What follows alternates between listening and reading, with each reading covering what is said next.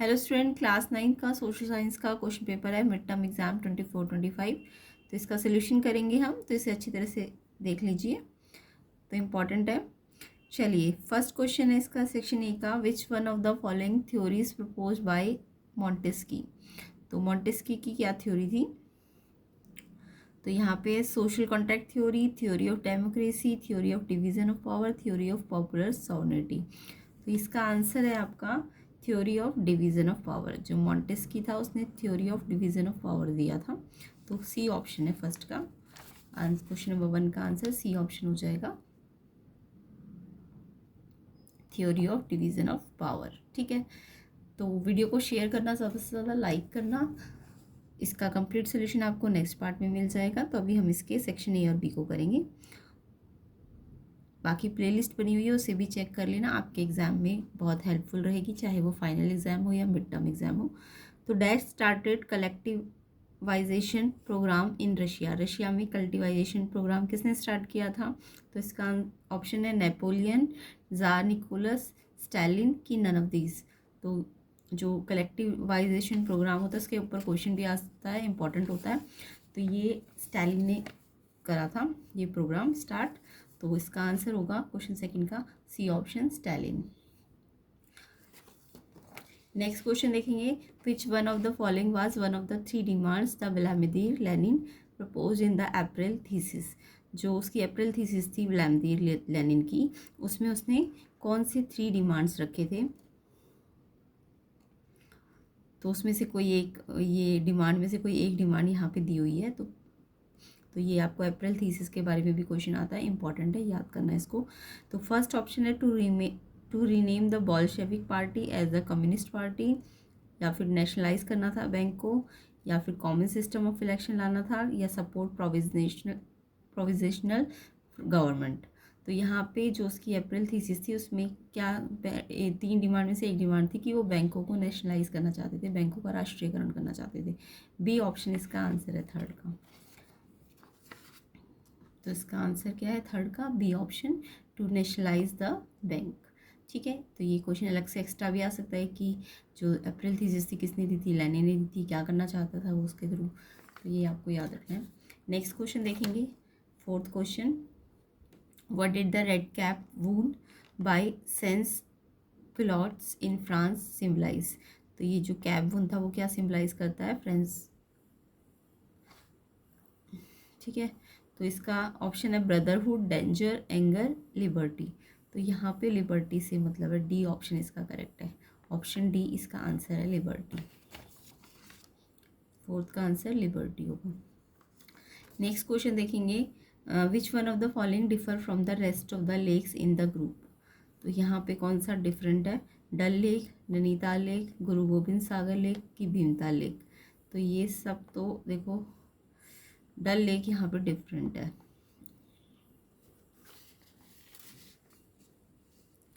Option A इसका answer है, डल lake. Next question देखेंगे,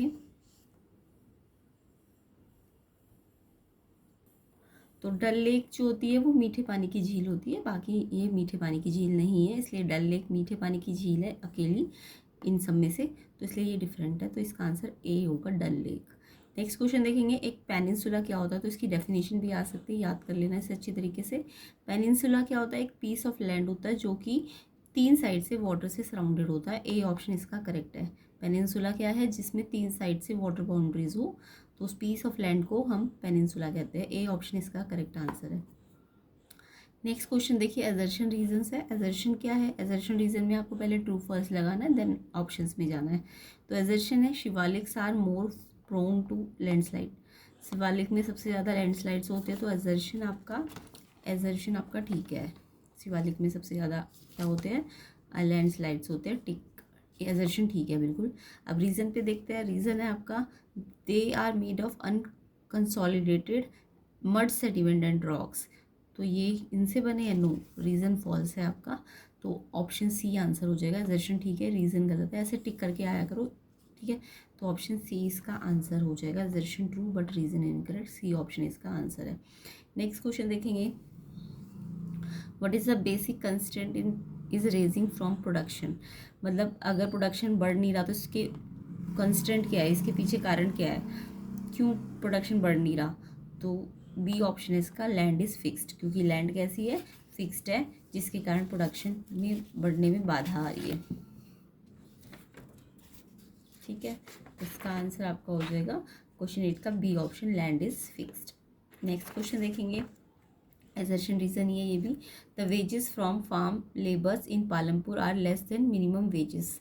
जो वेजेस होती है फार्म लेबर की पालमपुर के लोगों की, वो मिनिमम वेजेस से भी कम होती है। यस, वो गरीब है ना पालमपुर के लोग, तो वहाँ पे वेजेस जो है मिनिमम वेजेस से भी कम होती है। तो एजर्शन बिल्कुल ट्रू है, एजर्शन ट्रू है। बट रीज़न देखते हैं, employment is more and farmer are less in Palampur.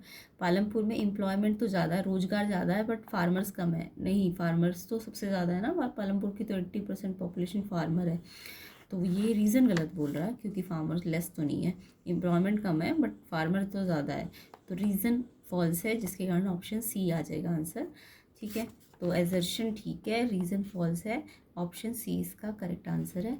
And video को ज़्यादा से ज़्यादा शेयर ज़रूर करना, ताकि नेक्स्ट पार्ट इसका जल्दी से जल्दी बन जाए, और जो कि आपके एग्ज़ाम के पॉइंट ऑफ व्यू से इम्पॉर्टेंट होगा।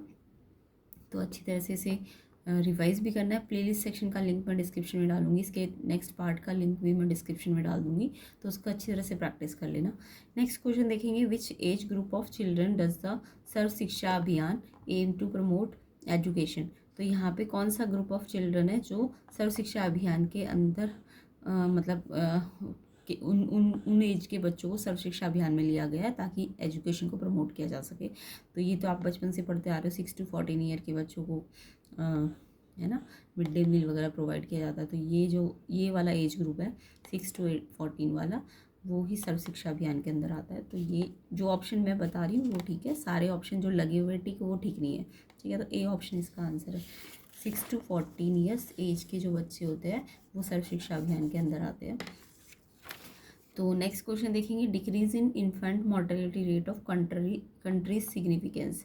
तो यहाँ पे आपको बोला इन्फेंट मॉर्टेलिटी का मतलब जो बच्चे हैं वो मृत्यु दर जो है उनकी कम हो रही है, जिससे क्या पता चलता है, तो इससे पता चलता है कि जो लाइफ एक्सपेक्टेंसी है वो इंक्रीज़ हो रही है, कि जीएनपी बढ़ रहा है, कि इकोनॉमिक डेवलपमेंट हो रहा है कंट्री का, या फिर number of college in country बढ़ रहे हैं।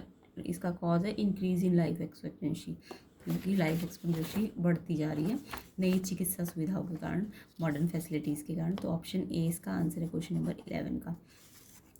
नेक्स्ट क्वेश्चन देखेंगे, which of the following is an economic activity. Economic activity जो अर्निंग पर्पज से होती है, कोई भी इकोनॉमिक एक्टिविटी उसे कहते हैं जो अर्न करके देती है। ठीक है, तो यहाँ पे टीचर अगर सन को पढ़ा रही है, तो क्या वो अर्निंग कर रही है, अपने बच्चे को पढ़ा रही है? नहीं, वो तो अर्निंग थोड़ा ना कर रही है खुद के बच्चे को पढ़ा के।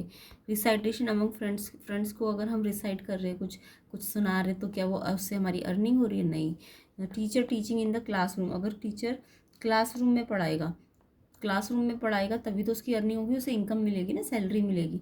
तो अगर सन को पढ़ाएगा टीचर, अपने बच्चे को पढ़ाएगा, तब उसकी अर्निंग नहीं हो रही है, ये नॉन इकोनॉमिक एक्टिविटी। बाकी सारी ये दोनों नॉन इकोनॉमिक एक्टिविटी, क्योंकि इससे अर्निंग नहीं हो रही है। इकोनॉमिक एक्टिविटी उसे कहते हैं जिससे हम अर्निंग करें। तो यहाँ पे अर्निंग होगी टीचर जब क्लासरूम में पढ़ाएगा। सी ऑप्शन है इसका इकोनॉमिक एक्टिविटी का एग्जाम्पल।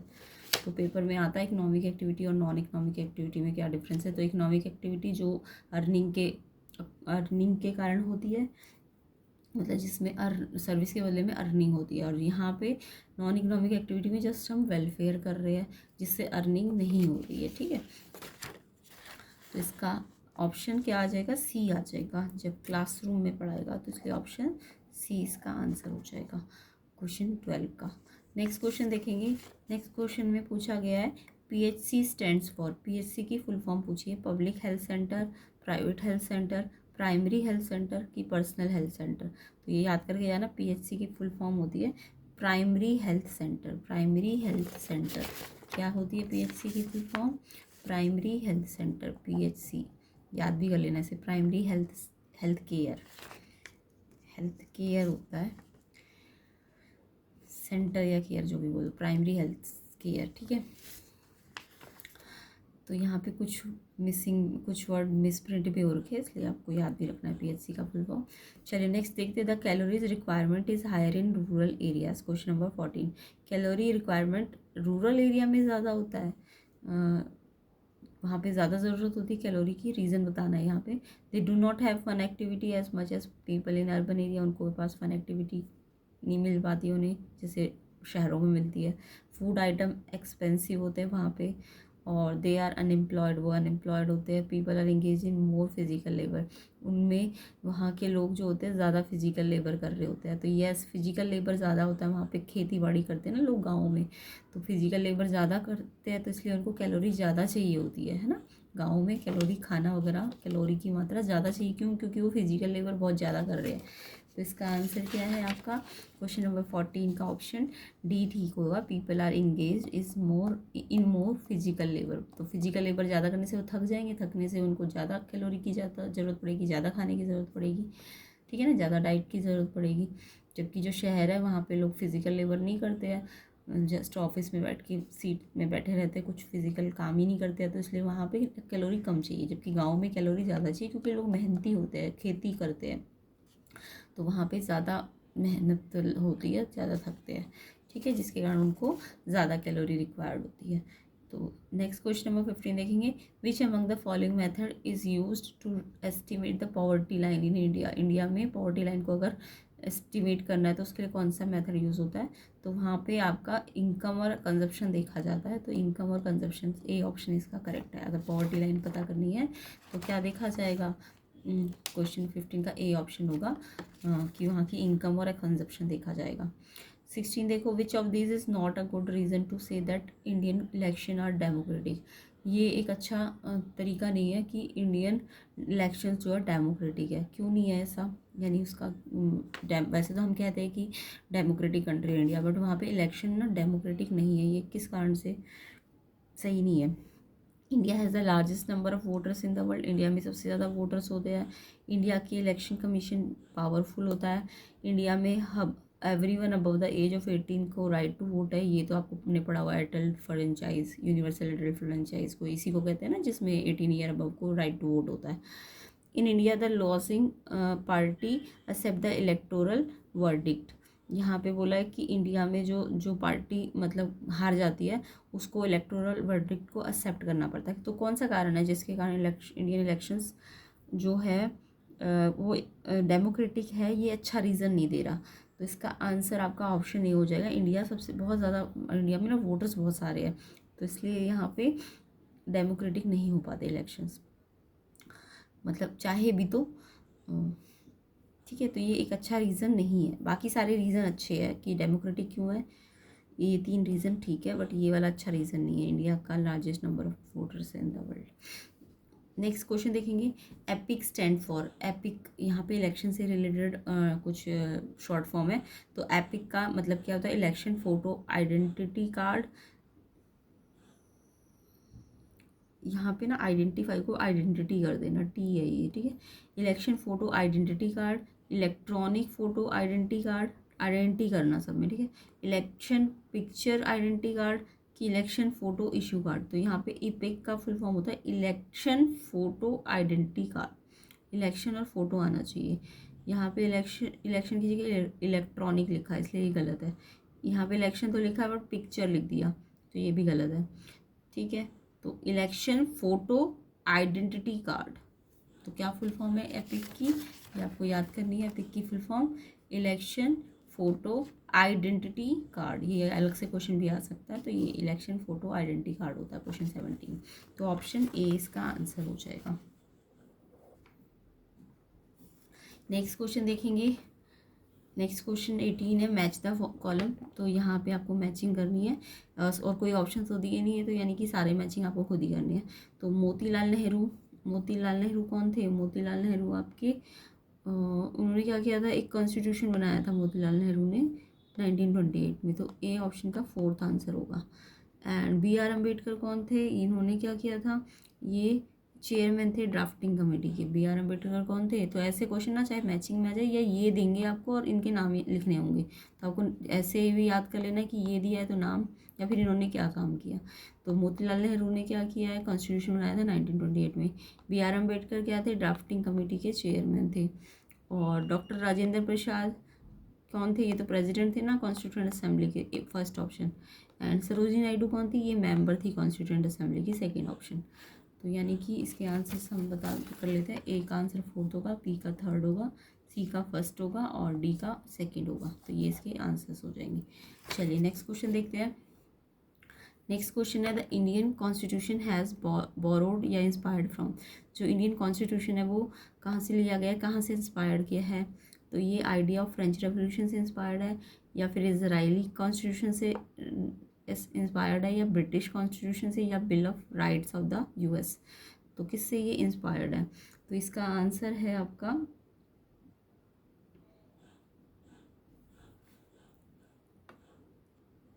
तो यहाँ पे आइडिया ऑफ फ्रेंच रिवोल्यूशन से भी इंस्पायर्ड है, ब्रिटिश कॉन्स्टिट्यूशन से भी इंस्पायर्ड है और bill of right of US से भी इंस्पायर्ड है। बट इजरायली से ये इंस्पायर्ड नहीं है। तो 1st, 3rd और 4th पे टिक करना है, 1st, 3rd और 4th। तो 19 का आंसर में आपको 1st, 3rd और 4th करना है, 1st, 3rd और 4th पे टिक करना है। यानी कि ऑप्शन वाइज अगर देखें हम तो 1st, 2nd, 4th तो नहीं होगा, 1st, 2nd, 3rd भी नहीं, 2nd, 3rd, 4th भी नहीं। फर्स्ट ये ना दोबारा रिपीट कर दिया, ये 1st, 3rd होना चाहिए, 1st, 3rd, 4th। तो अगर ये 3rd बना दोगे तो ये डी ऑप्शन आंसर होना चाहिए। यानी 1st, 3rd और 4th ऑप्शन सही जो भी मिले वो ठीक है, इजराइली नहीं आएगा इसमें। नेक्स्ट क्वेश्चन देखेंगे। Which of the following countries is not a democracy. इसमें से कौन सी कंट्री के पास डेमोक्रेसी नहीं है। तो ये आपको ना डेमोक्रेटिक कंट्री और नॉन डेमोक्रेटिक में क्या डिफरेंस होता है, इंपॉर्टेंट होता है क्वेश्चन, इसको याद ज़रूर करना। तो डेमोक्रेसी किस कंट्री पे नहीं है, ग्रेट ब्रिटेन में, कनाडा में, म्यांमार में कि इंडिया में। तो देखो इंडिया, कनाडा, ग्रेट ब्रिटेन ये सब डेमोक्रेटिक कंट्री है। म्यांमार जो है वहाँ डेमोक्रेसी नहीं है। तो आंसर में पूछा नॉट नहीं होनी चाहिए, तो म्यांमार है इसका आंसर। तो 20 का आंसर क्या हो जाएगा, 20 का आंसर ऑप्शन सी म्यांमार हो जाएगा। तो ये आपके MCQs ख़त्म होते हैं। अब इसके सेक्शन बी को करेंगे। बाकी वीडियो को शेयर करो, कम से कम 1000 लाइक दो, ताकि मैं इसका सेक्शन CDE जल्दी से आपको कंप्लीट करा सकूं एंड मोटिवेशन मिले। इसके अलावा लाइक करना, कम से कम 1000 लाइक करो, शेयर करो वीडियो को। चैनल में नए हो तो सब्सक्राइब भी करना। एंड प्लेलिस्ट का लिंक डिस्क्रिप्शन में डाला, उसमें और भी बहुत सारे इंपॉर्टेंट क्वेश्चंस की वीडियोज़ है, PYQs है, उसको ज़रूर चेक करना। सिर्फ चेक नहीं करना होता, याद भी करना होता है, उसे खुद प्रैक्टिस कर करके लिखना होता है, ठीक है। तो चलिए अब इसका सेक्शन बी करेंगे। How do general election differ from by elections. ये इंपॉर्टेंट क्वेश्चन है कि जनरल इलेक्शन और बाई इलेक्शन में क्या डिफरेंस होता है। अच्छा क्वेश्चन है ये। तो जनरल इलेक्शन बाई इलेक्शन से कैसे अलग है, तो इसको देखते हैं ध्यान से। तो देखो जनरल इलेक्शंस कौन से होते हैं, ये इलेक्शंस ना फिक्स इंटरवल पे होते हैं, मतलब 5 साल के अंदर। तो जनरल इलेक्शंस की इंटरवल फिक्स होता है और ये इलेक्शंस कंडक्टेड होते हैं कंट्री ऑन सेम डे, या तो सेम डे पे या सेम मंथ में। ज़रूरी नहीं सेम डे, अगर बड़ा स्टेट है तो सेम मंथ में भी हो सकते हैं, ठीक है। These elections are conducted when the tenure of the present government gets over. ये इलेक्शन तब होंगे जब जो प्रेजेंट गवर्नमेंट होगी उनका जो कार्यकाल है वो ख़त्म हो जाता है, ठीक है, यानी बीच में नहीं होते ये। तो ये जनरल इलेक्शंस होते हैं। अब बाई इलेक्शंस की बात करें तो बाई इलेक्शन क्या होते हैं, these are election can be held at any time whenever necessary. जब भी ज़रूरत पड़ेगी, इमरजेंसी कभी भी हो तो उस टाइम पे ये इलेक्शंस होंगे, बाई इलेक्शंस। यहाँ पे इलेक्शंस जो होंगे conducted only in the required constituency. सारी कॉन्स्टिट्यूंसी में नहीं होंगी, ये तो सारी कॉन्स्टिट्यूंसी में होंगे। जैसे कोई स्टेट में चुनाव है तो उसके सारे जिलों में हो जाएंगे, अगर कंट्री में है तो उसके सारे स्टेट्स में होंगे ये वाले जनरल इलेक्शंस। तो इनका एक फिक्स्ड इंटरवल होगा, बट ये कभी भी हो जाते हैं और ये सिर्फ रिक्वायर्ड सब कॉन्स्टिट्यूंसीज में ही होते हैं। These elections are can be held whenever there is a seat vacancy. अगर कोई सीट खाली हो गई, मान लो कोई उम्मीदवार था उसकी डेथ हो जाती है या रेजिग्नेशन हो जाता है MP MLA का, तो वैकेंट सीट हो जाती है या इमरजेंसी आ जाती है, तो तब बाई इलेक्शंस होते हैं। तो ये रेगुलर मतलब फिक्स्ड टाइम पे नहीं होते, ये कभी भी बीच में हो जाते हैं। और इसमें जो इनका जो टाइम होता है ना वो 5 साल का नहीं होता। अगर इसमें एक पॉइंट आप लिख सकते हो, ये बीच इनका जो 6 महीने के अंदर अंदर हो जाता है ये, ठीक है। तो ये बाई इलेक्शंस होते हैं।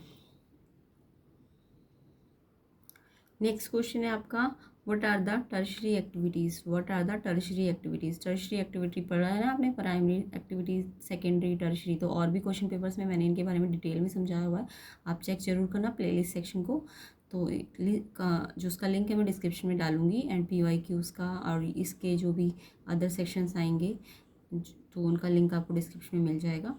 तो what are the tertiary activity, तो टर्शरी एक्टिविटी जो सर्विसेज दी जाती है वो टर्शरी एक्टिविटी के अंदर आती है, जैसे कि टीचर की सर्विस हो गई, बैंकिंग की सर्विस हो गई, है ना, जितनी भी सर्विसेज होती है वो टर्शरी एक्टिविटी में आती है। और ये किस प्राइमरी और सेकेंडरी के लिए एक तरह से हेल्पर का काम करती है ना।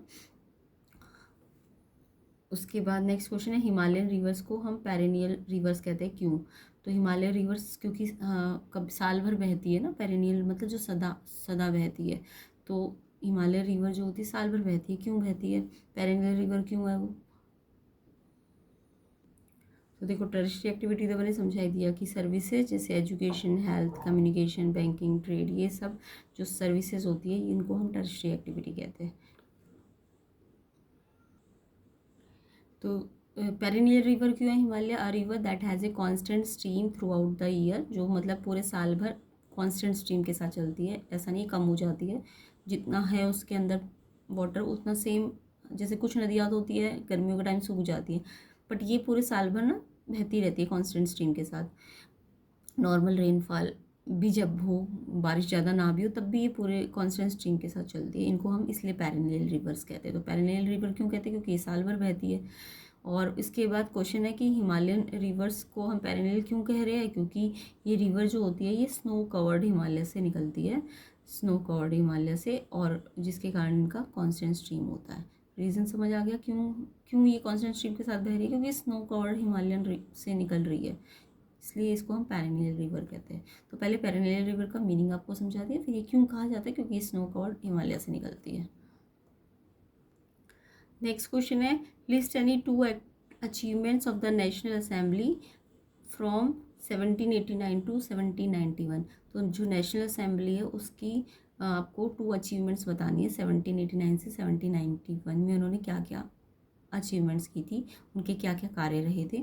तो नेशनल असेंबली का क्वेश्चन भी बहुत इंपॉर्टेंट होता है, इसकी स्थापना कब हुई, इसका बहुत सारे क्वेश्चन होते हैं इससे रिगार्डिंग, तो आपको अच्छी तरह से करके जाना है। तो चलिए इसका आंसर देखते क्या क्या अचीवमेंट्स थी इनकी।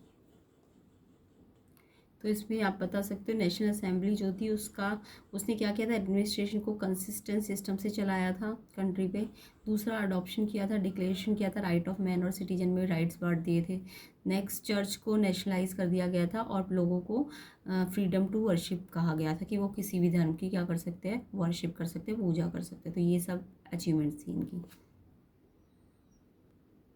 तो यहाँ पे हमारा सेक्शन बी खत्म होता है। सेक्शन सी और डी को हम नेक्स्ट पार्ट में कर लेंगे। सेक्शन ई का ये वाला क्वेश्चन मैं अभी करा देती हूँ आपको। तो देखिए सेक्शन ई में क्या है, ये पैसेज दिया हुआ, पैसेज से रिगार्डिंग आपको क्वेश्चन पूछे गए। तो फर्स्ट क्वेश्चन है, which countries favour the Catholic church. तो ये पैसेज आपको पढ़ लेना है, चर्च के ऊपर है ये पैसेज। तो इन्होंने पूछा कौन सी कंट्री कैथोलिक चर्च के फेवर पे थी। तो देखो यहाँ पे लिखा भी हुआ है church of England, Austria and Spain. तो ऑस्ट्रिया, स्पेन, इंग्लैंड, ये सब कैथोलिक चर्च के फेवर पे थी, इन्होंने फेवर किया था ना। Church of England, Austria, Spain. तो ब्रिटेन भी थी, ब्रिटेन लिख सकते हो, ब्रिटेन कंट्री।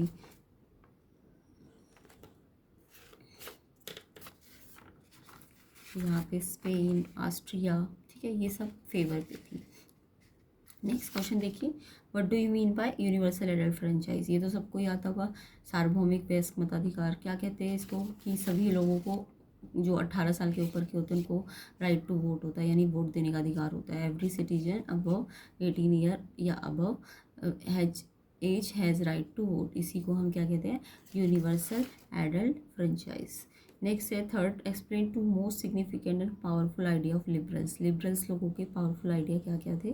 तो यहाँ पे इसका आंसर यहाँ पे मिल जाएगा। लिबरल क्या करते थे, liberals wanted a nation, liberal क्या चाहते थे, एक ऐसा नेशन जो टॉलरेट हो ऑल रिलीजन, यानी जहाँ पे सारे धर्मों को माना जाए, ठीक है। फर्स्ट ये लिख सकते हो। सेकंड, उनका जो पावरफुल आइडिया था वो आप लिख सकते हो कि जो लिबरल्स थे वो अपोज करते थे uncontrol power of dynastic ruler, जो राजा लोग थे उनकी पावर्स का वो विरोध करते थे।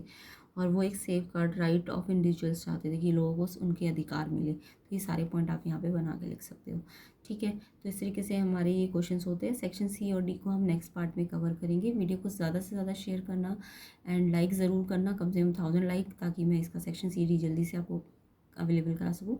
तो नए हो तो चैनल पे सब्सक्राइब भी करना, प्लेलिस्ट सेक्शन को ज़रूर देखना, लिंक डिस्क्रिप्शन में डाला हुआ है। तो अच्छी तरीके से प्रैक्टिस कर लेंगे तो आपका एग्ज़ाम चाहे फाइनल हो मिड हो आपका अच्छा चला जाएगा। तो जल्दी से इसको शेयर भी कर लेना और लाइक भी कर देना।